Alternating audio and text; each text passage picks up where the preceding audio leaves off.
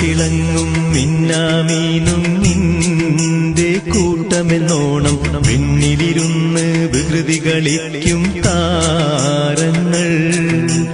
മന്നിതിൻ മീതെ ദീപാലങ്കൃതമായൊരു മംഗലപന്തൽ തന്നിൽ കെടാതെ കറങ്ങിത്തിളങ്ങും ഗോളങ്ങൾ മിന്നിത്തിളങ്ങും മിന്നാമീനും നിന്റെ കൂട്ടമെന്നോണം പിന്നിലിരുന്ന് വികൃതി കളിക്കും താരങ്ങൾ മന്നിതിൻ മീതെ ദീപാലങ്കൃതമായൊരു മംഗലപന്തൽ തന്നിൽ കെടാതെ കറങ്ങിത്തിളങ്ങും ഗോളങ്ങൾ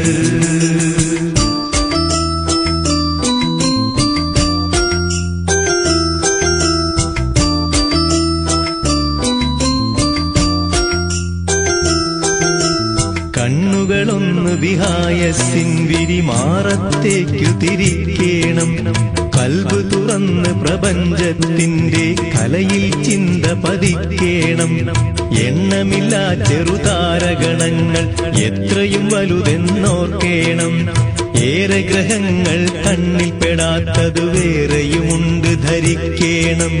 വാനിൽ പറത്തിയിടും വിമാനം എടുത്തോളൂ അത് കണ്ണകലും തോറും ചെറുതാകും പിന്നെ ക്രമത്തിൽ കാണാതാകും എന്ന ക്രമത്തിൽ തന്നെ എണ്ണാം വാനിൽ കാണുന്ന താരകളവയുടെ ദൂരപ്പെരുപ്പം കാരണം കണ്ണിനു വളരെ ചെറുപ്പം പടുപടുകൂറ്റൻ ഗോളങ്ങൾ ആശൂന്യാകാശക്കടലിൽ ഇടതടവില്ലാതങ്ങും ഇങ്ങും നീന്തുന്നു പണ്ടുമുതൽ ഇന്നോളവുമാ നീരാഴിയിലൂളം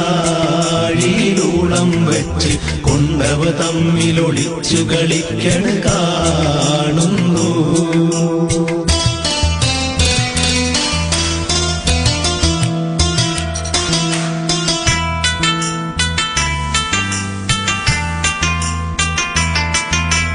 എന്നല്ല ഇനി നാട് ഖിയാമത്തോളവും മക്കളി നിൽക്കൂല എല്ലാമേവം കറങ്ങിയിടാഞ്ഞാൽ ഈ ലോകം നിലനിൽക്കൂല എന്നാലോ അവ ഒന്നുമൊരിക്കലും തമ്മിൽ കൂട്ടിയടിക്കൂല എന്നും മനോഹരമായ വ്യവസ്ഥയിൽ നിന്നണുവളവും തെറ്റൂല കാര്യം ശരിക്കുമോർത്താൽ കോരിത്തരിക്കാൻ മാത്രം ഗൗരവമുള്ളൊരു ഭരണവ്യവസ്ഥ ആരിതിൻ പിന്നിലിരുന്നു സമസ്ത ഗോള ലക്ഷങ്ങളെ ഒന്നായി താളം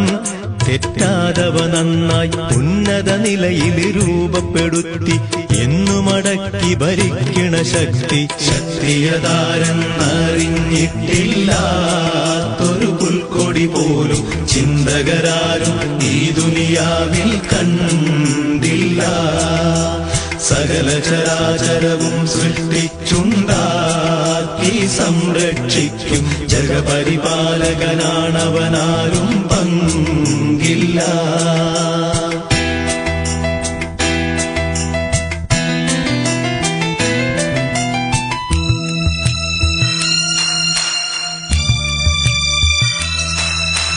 പക്ഷേ മനുഷ്യ സമൂഹം മാത്രം ലക്ഷണക്കേടു കളിക്കുന്നു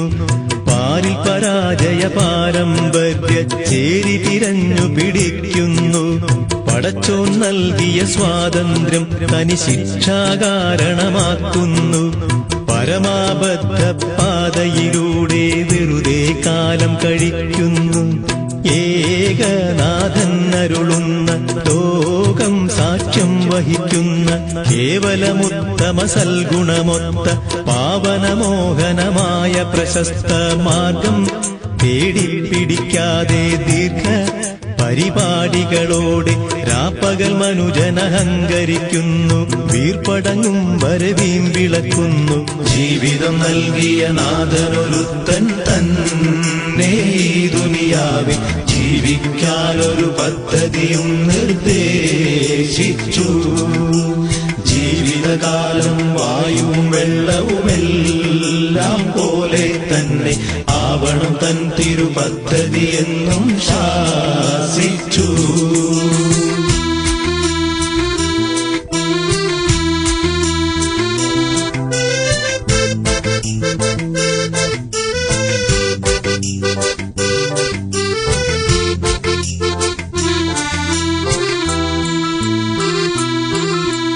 മറ്റെല്ലാം ഉപയോഗപ്പെടുത്തി മർത്യമനസ്ഥിതി മരവിച്ചു. മണ്ണിലും വിണ്ണിലും വെട്ടിമിഴുക്കണ കണ്ണിനു തിമിരം ബാധിച്ചു. ഒട്ടും ആ ദൈവീക വ്യവസ്ഥിതി പറ്റില്ലെന്നവൻ വാദിച്ചു.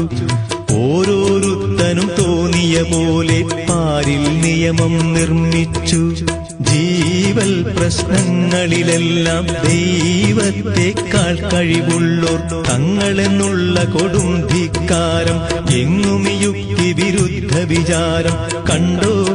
അത് കൊള്ളുകയില്ല, വേണ്ട, ഇത് നല്ലതിനല്ല, ശാശ്വത ശാപമിതിൽ കുടുങ്ങണ്ട, ഈശ്വരധിക്കാരം അത് വേണ്ട. ലക്ഷണമൊത്ത പ്രവാചക വര്യന്മാർ പല ഘട്ടങ്ങളിൽ